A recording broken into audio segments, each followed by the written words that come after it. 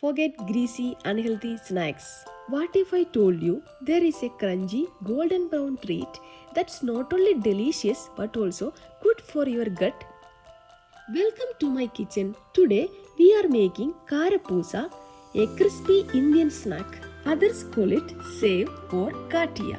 And the secret to its incredible flavor and health benefits lies in just three simple ingredients. This is the star of our show, Ajwain or Carom seeds.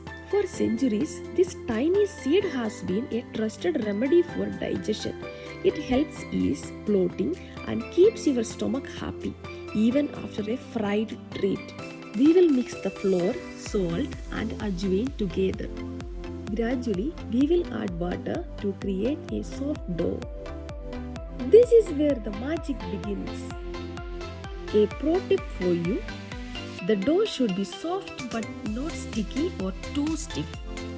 A sticky dough will absorb too much oil, making the final product oily, while a crumbly dough will yield a hard to bite snack. Now for the fun part. Using a traditional save press, we will gently squeeze the dough into hot oil. Second pro tip is that the oil should be heated on a medium flame for deep frying. A good way to test this is to drop a small piece of dough into the oil. If it rises immediately without browning quickly, the temperature is perfect. Overcrowding the pan can also reduce the oil's temperature, leading to an oily result. Here comes your third pro tip. Fry the Sev on a medium heat until it turns a beautiful golden color and bubbles subside in the oil. Watch as they turn a beautiful golden brown.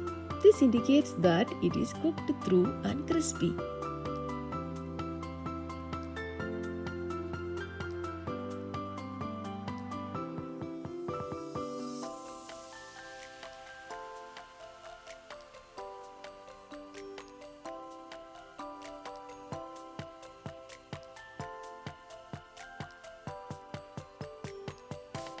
And there you have it, a batch of crunchy savory Karapusa, perfect for a tea time snack or sprinkled over chat.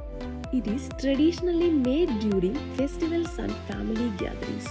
It is delicious, addictive and with a secret ingredient that's good for you.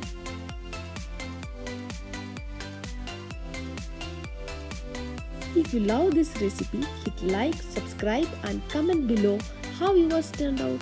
Thanks for watching. Tap the bell icon so you never miss out next recipe. See you soon.